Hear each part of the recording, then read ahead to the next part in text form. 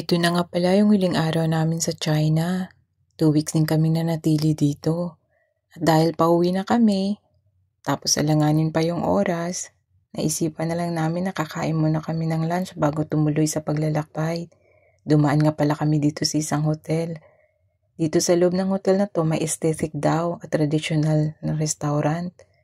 Kaya tara, sabay-sabay natin tuklasin para makita nyo rin.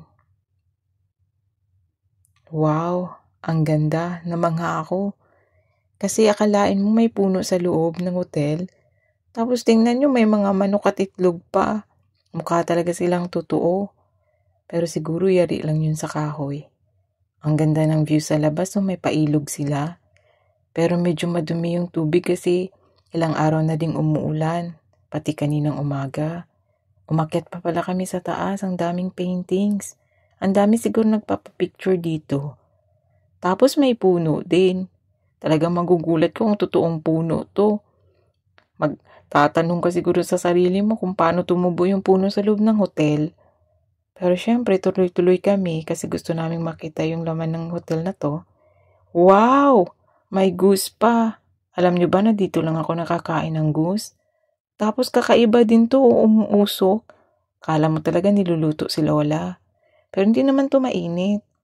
Parang pa-epex-epex lang. Tapos itong ang daming isdang tataba. Tingnan nyo naman yung mga goldfish. Hindi ko nga alam kung talagang dito ba nila kinukuha yung isdang niluluto nila para sa restaurant. Tuwang-tuwa nga kami ng alaga ko. Kinakampay-kampay pa niya yung kamay niya. Parang akala mo talaga nagbibigay ng pagkain sa mga isda. Kahit ganyan lang yung gawin mo, lumalapit talaga sila. Tatalino naman ng mga isdang to. Hindi ko alam kung magkanong kilo nito or kung binibinta ba talaga nila or niluluto. Natuwa pa nga si nanay sa akin. Kasi tumatawa ako dyan. Pero hindi ko na lang pinapahalata. Tumuloy pa nga kami dun bandang dulo kasi meron ka pa kami nakikitang ibang isda. Tsaka meron pa din dong bangkang nakikita ko sa dulo banda. Gusto ko yung makita kaya sabi ko sa alaga ko, pumunta pa kami dun paikot. Tingnan nyo naman yung bangka oh. Talagang yan yung mga sinaunang bangka, di ba? Ng mga panahon pa siguro yan, ng mga kalumaang panahunan pa. Pero sige na nga, dediretso na tayo.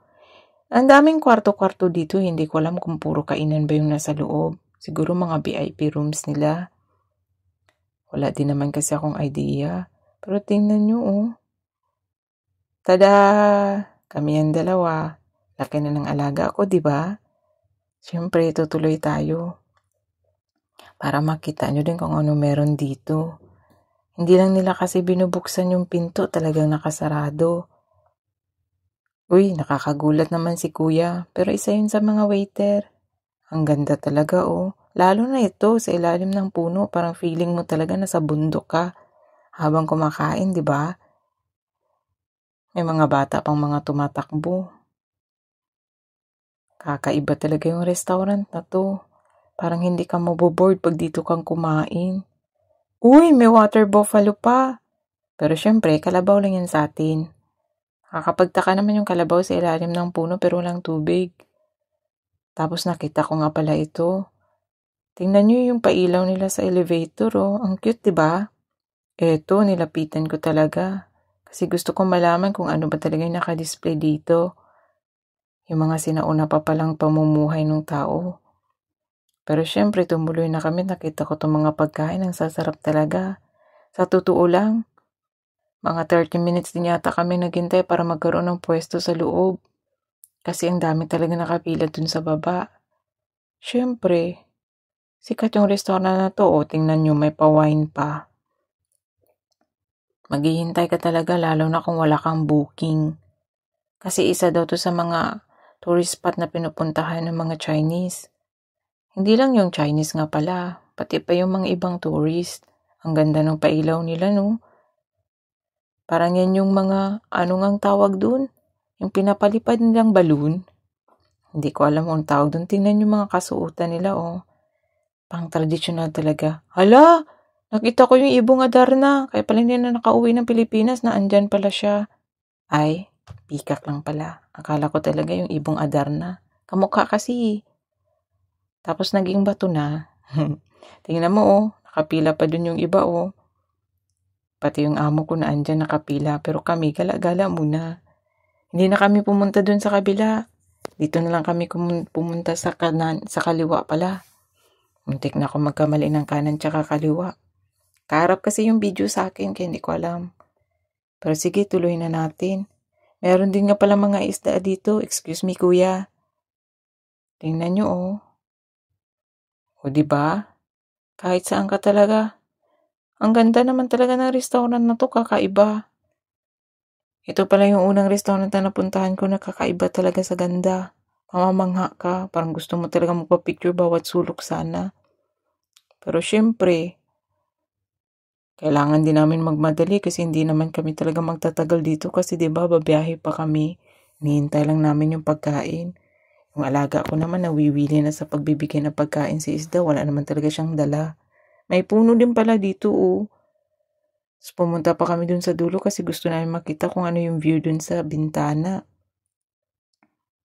Yung mga sasakyan pala. Sa kabilang building para marami pa rin ginagawa.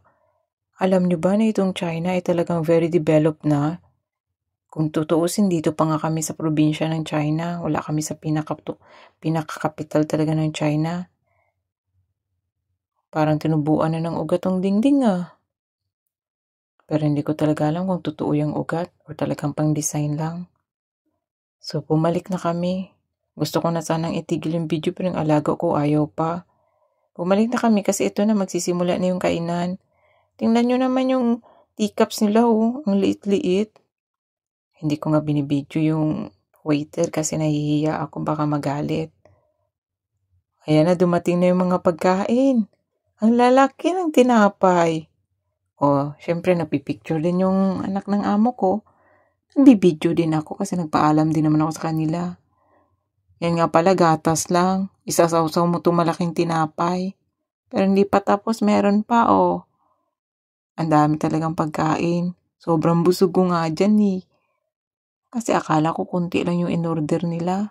Yung pala madami pa kasi third batch yata kami piligyan ng pagkain. Iba-iba. Pero meron sila nilutong arroz caldo yun yung parang lugaw. Tinikman ko yun. Ang sarap. Kakaiba yung mga pagkain nila. Yan parang green-green na yan. Alam niyo bang fish dumplings yan? First time ko yun kumain.